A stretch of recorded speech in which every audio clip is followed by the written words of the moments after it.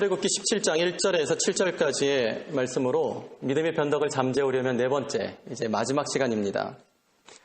지난주 우리는 출애굽한 이스라엘 백성들이 홍해 앞에서 원망을 했었고, 또한 마라샘 곁에서 원망을 했었고, 또다시 신광야에서 원망하는 모습을 함께 보았습니다. 홍해가 그들의 앞을 가로막고 있을 때 뒤쫓아오는 애굽의 군대의 그 창과 칼에 처참히 죽게 될까 봐 이스라엘 백성들은 원망했습니다. 그러나 그들은 죽지 않았습니다. 그들은 그들 앞에 나타난 하나님의 영광과 임재를 보았고, 하나님께서 친히 갈라놓으신 홍해, 그 마른 땅으로 그들만이 건너와 구원을 얻게 되었습니다. 그리고는 그 기쁨을 이기지 못해서 건너온 그곳에서 3일 밤낮을 축제를 하였고, 그리고는 하나님이 이끄시는 대로 모세를 따라 다시 여정을 시작하였습니다. 마라샘 곁에 이르렀을 때는 마실 물이 없어 목말라 죽는 줄 알고는 원망했습니다. 그런데 이번에도 죽지 않았습니다. 이번에도 하나님의 임재와 영광을 보았고, 쓴물이 단물로 변하였고, 더 걸어가자 그들은 엘림이라고 하는 마라보다 더 풍성한 12개의 샘들과 그리고 이른 구르의 팜트리가 무성하게 펼쳐져 있는 오아시스를 만나서 그곳에서 그들이 충분히 쉼을 얻었습니다. 엘림은 황량한 광야에서 충분히 쉼을 얻기에 매우 좋은 곳이었습니다. 하지만 이 엘림은 그 이스라엘 여정의 종착지가 아니었습니다. 그들은 또다시 하나님이 이끄시는 대로 모세를 따라 다시 여정을 시작하였습니다. 우리가 지난주에 읽었었던 출애굽기 16장 1절은 이스라엘 자손의 온 회중이 엘림을 떠나 엘림과 시내산 사이에 있는 신광야에 이르니 라고 이렇게 기록이 되어 있습니다. 출애굽한 지 45일째 되는 날 이스라엘 백성들은 신광야를 걷고 있었습니다. 그런데 이번에도 먹을 것이 없어서 굶주려 죽는 줄 알고 또다시 원망을 했습니다. 그래서 죽었나요?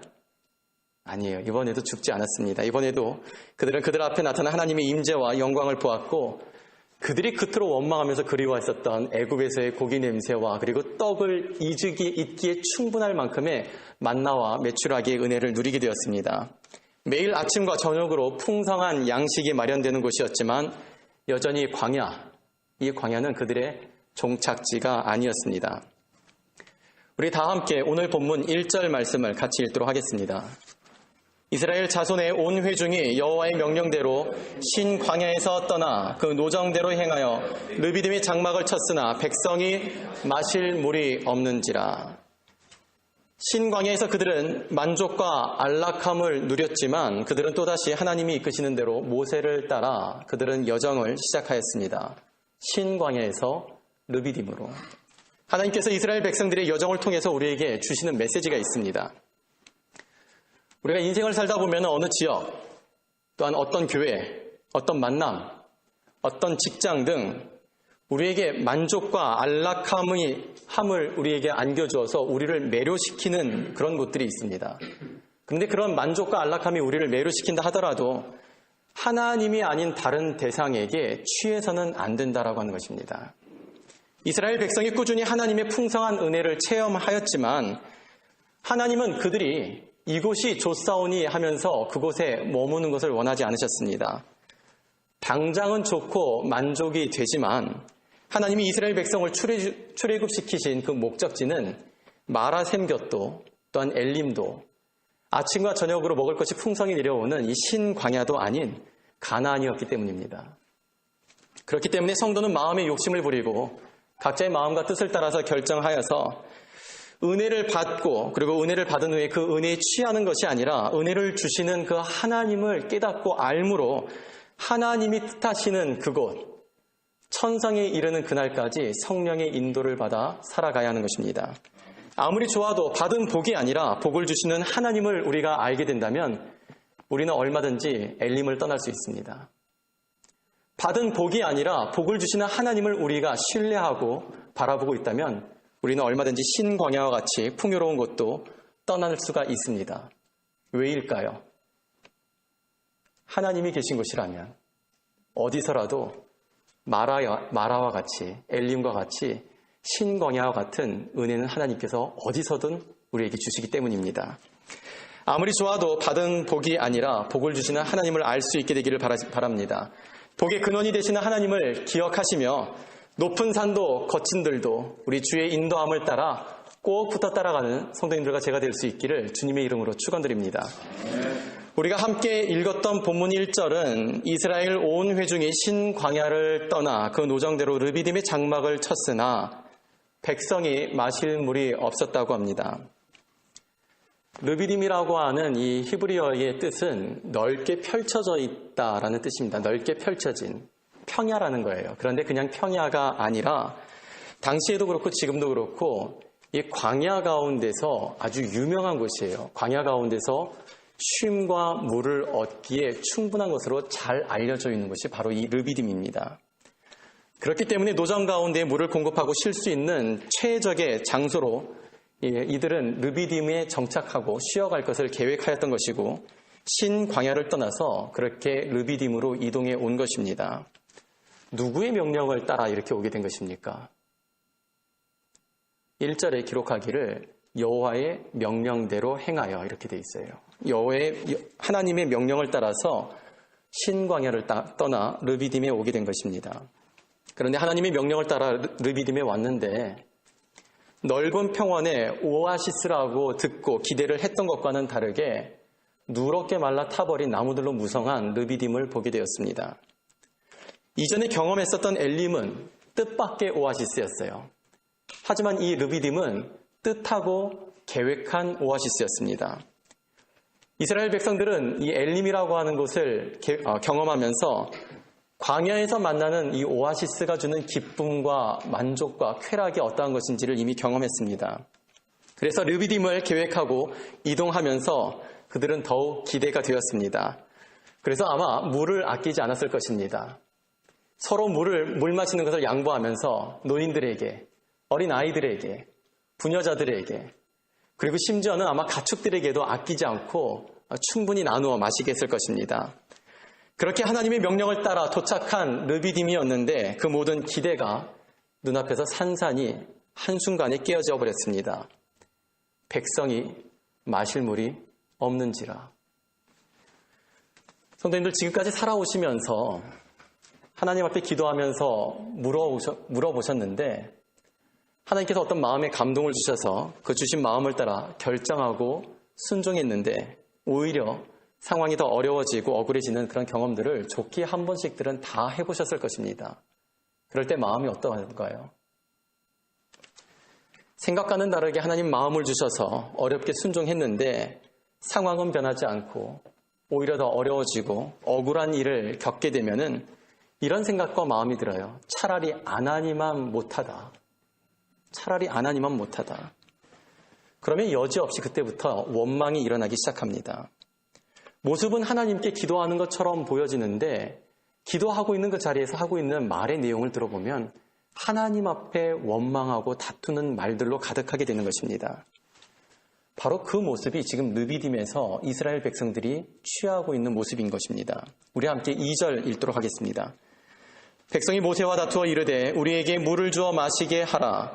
모세가 그들에게 이르되 너희가 어찌하여 나와 다투느냐? 너희가 어찌하여 여호와를 시험하느냐? 이전에 보았었던 위기들과는 다르게 유독 이 르비딤에서 이스라엘 백성들은 더욱 격노하고 있습니다. 격분하고 있어요. 모세에게는 없는 물을 만들어내서라도 당장 우리에게 마시게 하라면서 원망하고 다투게 되었습니다. 그리고 그 다투고 있는 그 분노의 정도가 어느 정도인지 4절에 보시게 되면은 그들이 조금 있으면 내게 돌을 던지겠나이다. 모세를 향하여 돌을 집어 던져 죽일 것과 같은 분노가 지금 이스라엘 백성들 가운데서 일어나게 된 거예요. 이전에는 그렇게까지는 하지는 않았어요. 어찌하여 하면서 모세에게 원망은 했지만 그래도 모세를 돌을 들어 쳐 죽일 정도까지는 분노는 일으키지 않았었는데 유독 이 르비딤에서는 실망이 거듭되기 때문에 그랬는지 모르지만 이스라엘 백성들은 심하게 격분하고 있었습니다. 그런데 그뿐 아니라 2절 마지막에 기록되어 있는 대로 여호와를 시험하였습니다. 이 시험했다라고 하는 그 내용이 어디에 있는가? 7절 중간과 마지막을 보시게 되면 그들이 여호와를 시험하여 이르기를 여호와께서 우리 중에 계신가 안 계신가 하였더라. 이거 어떻게 이럴 수가 있어요? 그동안에 그들이 누렸었던 은혜가 얼마나 큰 일이었는데. 생각해보니까 그렇더라고요. 세상에 가장 유치한 사랑을 측정하는 기준이 내게 뭔가 원하는 것을, 내가 바라는 것을 주면은 그 사람이 나를 사랑한다고 여기고, 주지 않으면은 사랑하지 않는다라고 여기는 것처럼 유치한 사랑의 측정 기준이 없는 것 같아요. 아이들이 어리면 어릴수록 이런 반응이 아주 농후하게 나타나죠.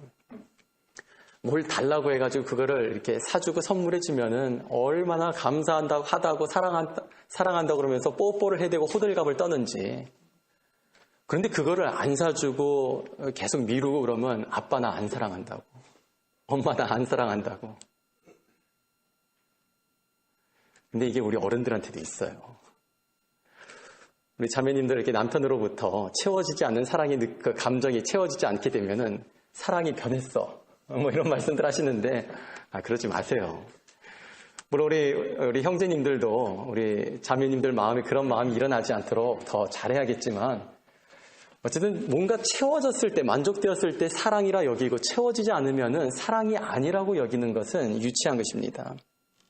그런 지금 이스라엘 백성들이 그러고 있는 거예요.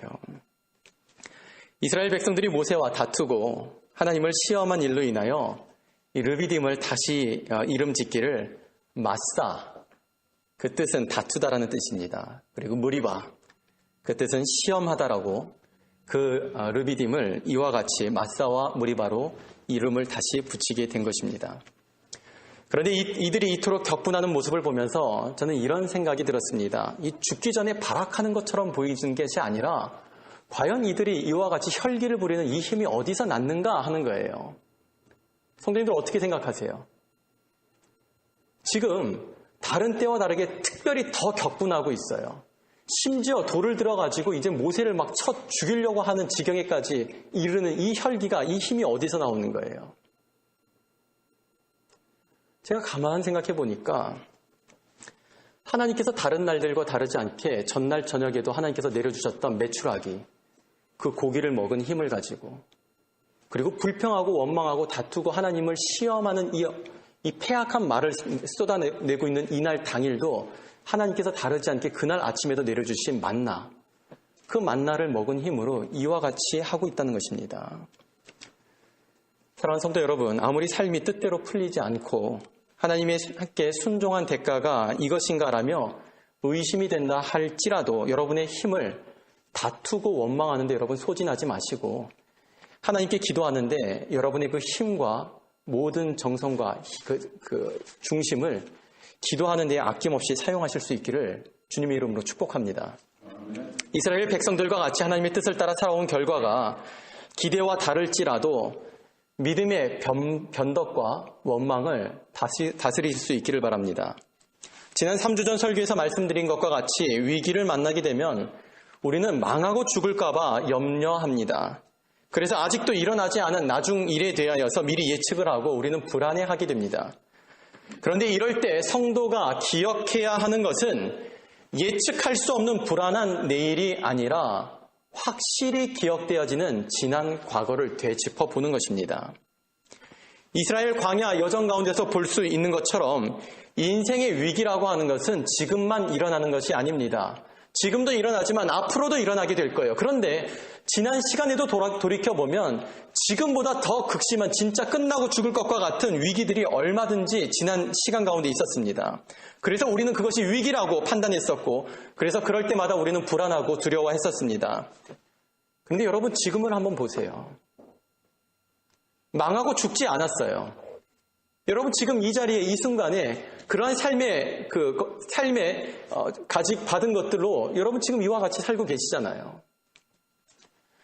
지난 시간 속에 하나님의 사랑이 우리를 붙들어 주심으로 그 모든 위기를 넘어 우리가 지금 이 시간까지 오게 된 것입니다. 우리 자신들이 위기라고 여기는 것이 문제이지 우리 하나님께는 위기가 없습니다. 우리가 생각할 때는 세상의 이치가 꼭 맞는 것 같지만 이 이치들보다 더욱더 강력한 힘을 가지고 있는 것이 예수 그리스도의 복음, 진리입니다. 하나님이 우리를 사랑하셔서 그 아들 독생자를 이 땅에 우리를 보내주셨고, 그리고 그를 믿는 자마다 멸망치 않고 영생하게 하여 주시는 것입니다. 위기는 죽고 망하는 것으로 위장하여서 찾아오지만 주 안에 있는 우리들은 그 죽음을 두려워해야 할 이유가 없습니다. 사망과 어둠의 권세를 끊고 부활하신 우리 주 예수 그리스도의 생명으로 우리는 살고 있기 때문인 것입니다. 성도님들과 제 인생이 마사와 무리바와 같이 하나님 앞에서 패악한 삶이 되지 않고 출애굽하던 이스라엘의 모습과 같이 언제나 라마, 우리를 위해 일하시는 그 하나님의 영광을 손을 높이 들어 외치며 살아가는 믿음의 담대함을 가진 여러분과 저의 삶이 될 수 있기를 주님의 이름으로 축원합니다. 성도의 삶에도 어려움과 고난과 위기는 찾아옵니다. 직장의 위기, 건강의 위기, 가족의 위기, 또한 경제 사정 등 누구에게나 찾아오는 고난과 시련과 시험과 환난은 있습니다. 그러나 성도는 그러한 것들을 대하는 태도가 분명히 달라야 합니다. 다윗이 자신의 삶을 돌아보면서 시편 23편의 시를 쓴과 같이 내 평생의 선하심과 인자하심이 반드시 누구를 따라요? 나를 따르리니 내가 여호와의 집에 영원히 살리로다. 할렐루야. 여러분과 저의 삶에 반드시 따르는 하나님의 선하심과 인자하심, 그리고 영원히 살게 될 그 아버지의 나라를 바라보며 원망이 아닌 기도하는 삶을 살아가시기를 부탁드립니다. 이스라엘 백성들은 홍해와 그리고 마라, 엘림과 신광야를 거치며 그들은 하나님을 넘치게 경험하였음에도 불구하고 이 르비딤에서 또다시 이 문제를 모세에게 가지고 왔습니다. 3절을 보시면 그들이 모세에 대하여 원망하여 이르되, 그런데 모세는 이 문제를, 르비딤의 문제를 누구에게 가지고 가고 있나요? 하나님께 가지고 가고 있습니다. 4절 보실까요?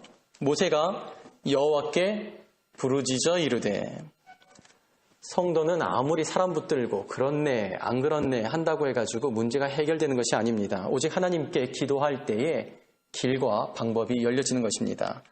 우리 오늘 본문의 5절과 6절을 한번 여러분이 큰 소리로 한번 읽어보시기 바랍니다. 5절과 6절입니다. 시작. 여호와께서 모세에게 이르시되 백성 앞을 지나서 이스라엘 장로들을 데리고 나이가 늦은 내 자기를 손에 잡고 가라. 내가 백성에게 있는 반석이 거기서 내 앞에 서리니 너는 그 반석을 치라. 그것에서 물이 나오리니 백성이 행하시리라. 모세가 이스라엘 장로들의 목전에서 그대로 행하니라. 아멘. 이번에도 하나님은 이 이스라엘 백성들의 흐트러져 있는 시선을 손보셨습니다. 모세에게 백성 앞을 지나가라고 합니다. 모두가 모세를 바라봤겠지요. 그 사람 모세를 돌을 들어 쳐 죽이려고 했는데 그 사람이 그들 앞으로 지나가고 있으니 그들의 시선이 모세를 따라갔습니다. 그런데 모세가 누구와 함께 갑니까? 백성의 장로들과 함께 걸어갑니다. 그런데 그 손에 무엇을 들었습니까? 지팡이. 이 지팡이는 능력의 지팡이에요. 말씀이 기록된 것처럼 이 이스라엘 백성이 애굽에서 출애굽할 때 10가지 재앙이 내릴 때에 나일 강물을 피로 바꿔버릴 때에 쓰여졌었던 지팡이가 바로 이 능력의 지팡이에요. 모세가 그들 앞을 지나갑니다. 장로들과 함께. 한 무리가 지나가는 거예요. 그런데 그 손에 능력의 지팡이를 들고 갈 때 그들은 도대체 무엇을 하나 궁금하기도 하고 한켠에서는 불안해하지도 않았을까 싶습니다. 그들도 자신들이 아는 거예요. 저 지팡이는 능력의 지팡이고 장로들을 데려간다라고 하는 그들의 대표들을 데리고 간다라고 하는 것이죠. 그리고 자기들이 얼마나 원망하고 있었는가를 알고 있었기 때문에 그들은 아마 생각하기를 자기들이 원망하는 것 때문에 자신들을 혼내려고 군대에서 빠따친다 그러잖아요. 혹시나 이 자기들을 대표해서 이 장로들을 혼내려고 하는 것은 아닌가 생각하는 사람도 있었을 것 같고, 또 한켠에서는 도대체 저 능력의 지팡이를 가지고 또 무엇을 하려고 저러나 하며 궁금해하는 사람들도 있었을 것 같습니다. 그렇게 백성들의 시선은 모세와 장로들이 호렙산으로 올라가는 것을 바라보았습니다.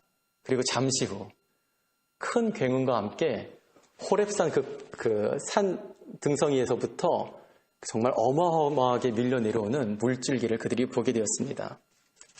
하나님은 이번에도 원망하고 하나님이 계신가 안 계신가 하면서 이 말방정 떠는 이스라엘에게 진노하지 않으시고 하나님이 그들의 하나님이시라고 하는 것, 그리고 하나님께서 이 백성을 얼마나 사랑하고 있는가를 다시 한번 재확인시키셨습니다. 그들은 죽음을 묵상하고 있었는데 하나님은 그들 앞에 삶과 생명으로 나타내 보여주신 것입니다. 사랑하는 성도 여러분, 위기가 극심하면 극심할수록 우리의 삶과 마음과 영혼이 고난을 당하기 쉽습니다. 그러나 어떠한 상황 가운데 놓인다 할지라도 하나님을 기억하시고 하나님께서 우리를 향한 그 사랑을 의심하지 마시기 바랍니다. 이스라엘 백성들이 꼭 우리들의 모습인 것과 같이 이스라엘을 대하시는 하나님의 모습이 오늘도 여러분과 저에게 대하시는 하나님의 모습입니다. 어려울 때, 도저히 감당이 안 될 때, 여러분 그럴 때에 원망하고 한숨 쉬지 마시고 그래서 더욱더 힘써 하나님 앞에 나아가 기도하시기 바랍니다. 하나님은 모세를 호렙산 반석으로 이끄셨습니다. 그리고 모세와 반석 앞에 서시겠다라고 말씀하셨습니다. 모세와 반석 앞에 내가 거기서 서겠다라고 우리말에 이렇게 번역되어 있는 이 히브리어 원문을 그대로 직역하자면 내가 그곳에서 너를 섬기겠다라는 뜻이에요. 내가 그곳에서 너를 섬기겠다. 근데 어떠한 모양으로 섬기셨습니까? 돌과 이 반석과 모세 사이에 서신 모습으로, 그리고는 지팡이로 돌을 내려치라고 하는 거예요. 그 의미는 돌을 내려치게 될 때에 돌만 내려치게 되는 것이 아니라 그 앞에 서신 하나님도 함께 그 지팡이를 맞으시겠다는 것입니다. 그렇게 자신을 치게 하심으로써 그들에게 필요한 물이 공급되게 하신 것입니다. 이 반석, 친히 맞으시는 이 하나님의 모습은 바로 예수 그리스도를 예표하는 것입니다. 우리 고린도전서 10장 1절에서 4절 말씀을 한번 같이 찾아보시겠습니다. 신약성경 제 성경에는 신약성경 274페이지입니다. 신약성경 274페이지 고린도전서 10장 1절에서 4절 말씀입니다.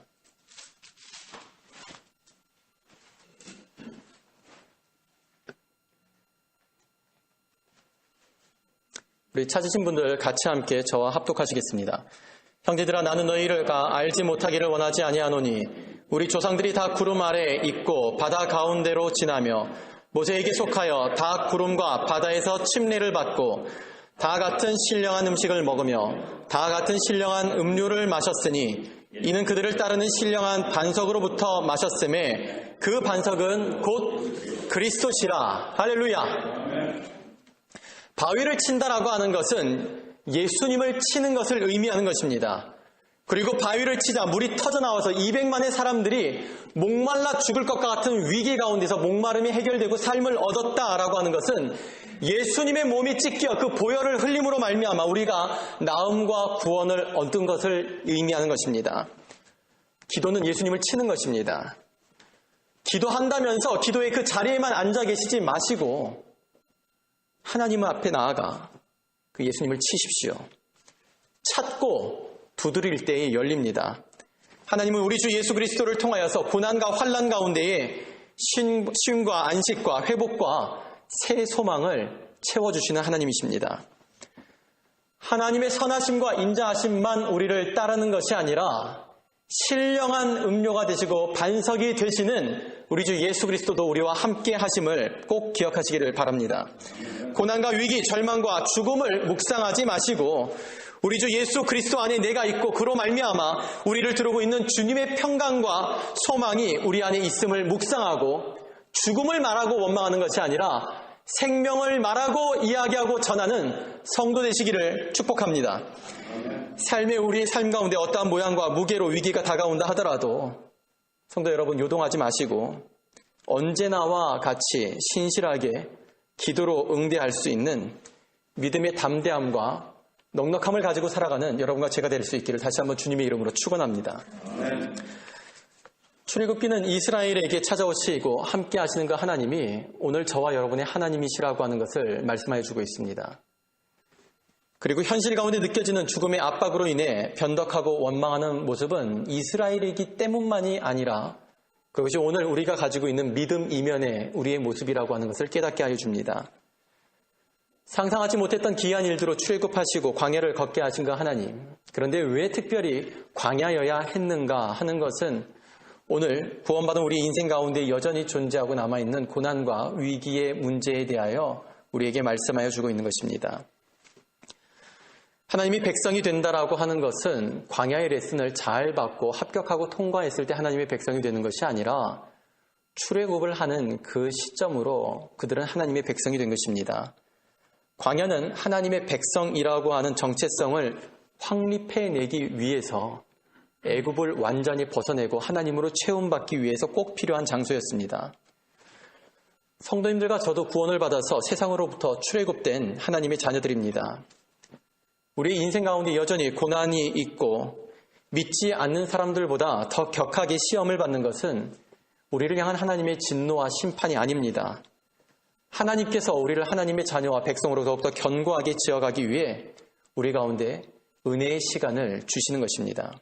그렇기 때문에 인생이 광야와 같은 것은 고난이고 위기가 아니라 하나님의 사랑을 더욱더 뜨겁게 체감하고 하나님 앞에 우리를 더욱더 가까이 하게 만드시며 또한 하나님의 백성으로 우리를 더욱더 견고하게 만들어가고 세워가기 위해 우리에게 허락하시는 은혜의 시간인 것을 여러분 기억하시기 바랍니다. 광야는 하나님의 은혜 없이는 살 수 없는 곳이었습니다. 그리고 하나님이 함께 하셨기 때문에 40년이라고 하는 이 광야를 그들이 살아갈 수 있었던 것입니다. 출애굽한 이스라엘 백성이 인도되어진 광야가 바로 오늘 우리의 삶입니다. 인생은 모든 사람에게 똑같은 것으로 보여지지만 그렇지 않습니다. 우리는 우리 주 예수 그리스도의 부활하신 생명 안에 살아가는 성도이고 하나님의 그치지 않는, 떠나지 않고 멈추지 않는 사랑 가운데 살아가는 하나님의 은혜의 백성들입니다. 지난 부활주일에 부활을 사는 사람들이라는 제목으로 설교하면서 부활절만 기억하고 기념하는 교회 다니는 사람이 아니라 부활하신 예수 그리스도의 생명을 가지고 우리의 삶을 살아가는 부활의 삶을 살아가는 성도가 되자고 말씀을 나누었습니다. 출애굽기는 출애굽하고 탈애굽하여 하나님의 백성으로 살아가는 것이 어떠한 것인지 우리에게 너무나 잘 보여주는 책입니다. 오늘까지 4번에 걸친 믿음의 변덕을 잠재우려면 출애굽으로부터 이제 시내산에 이르는 이 과정 속에서 그들이 변덕할 때, 그들이 원망할 때, 오늘과 같이 패악한 말을 함에도 불구하고 하나님께서 그들의 하나님이심을 나타내 보여주시며 사랑을 멈추시지 않으며 함께 하시며 진노하지 않고 그들의 필요를 돌보셨던 그 하나님이 여러분과 저의 하나님이라고 하는 것을 여러분이 기억하실 수 있게 되기를 간절히 바랍니다. 하나님에 대한 기억만 가지고 여러분 살아가실 수 있기를 간절히 부탁드립니다. 여러분의 믿음 이면에 있는 원망과 변덕들을 속히 잠재우고 해결할 수 있게 되기를 축원합니다. 믿음의 원망과 변덕을 일으키는 세상의 이치와 방법과 방식과 습관과 기억들은 여러분 버리셔도 됩니다. 출애굽 후에 탈애굽이 필요했던 것과 같이 구원받은 성도 여러분, 세상의 모든 방법과 방식과 습관과 기억들을 다 버리십시오. 그리고 하나님에 대한 기억만 가지고 우리 구주 예수 그리스도만 바라보며 주님의 그 길대로 말씀대로 따라가며 살아갈 수 있는 여러분과 저의 삶이 될 수 있기를, 우리를 구원하여 존귀한 하나님의 자녀가 되게 하신 우리 구주 예수 그리스도의 이름으로 축원드립니다. 우리가 잘 아는 하나님의 은혜라고 하는 그 찬송의 가사가 우리 모두의 삶 가운데 고백과 간증이 되기를 소망합니다. 나를 지으신 이가 하나님, 나를 부르신 이가 하나님, 나를 보내신 이도 하나님, 나의 모든 것은 다 하나님 은혜라. 나의 달려갈 길 다가도록, 나의 마지막 호흡 다하도록 나로 그 십자가 품게 하시니 나의 나 된 것은 다 하나님의 은혜라. 우리 앞에 스크린을 보시면서 우리 함께 조용히 목소리로 함께 찬송 드리시겠습니다.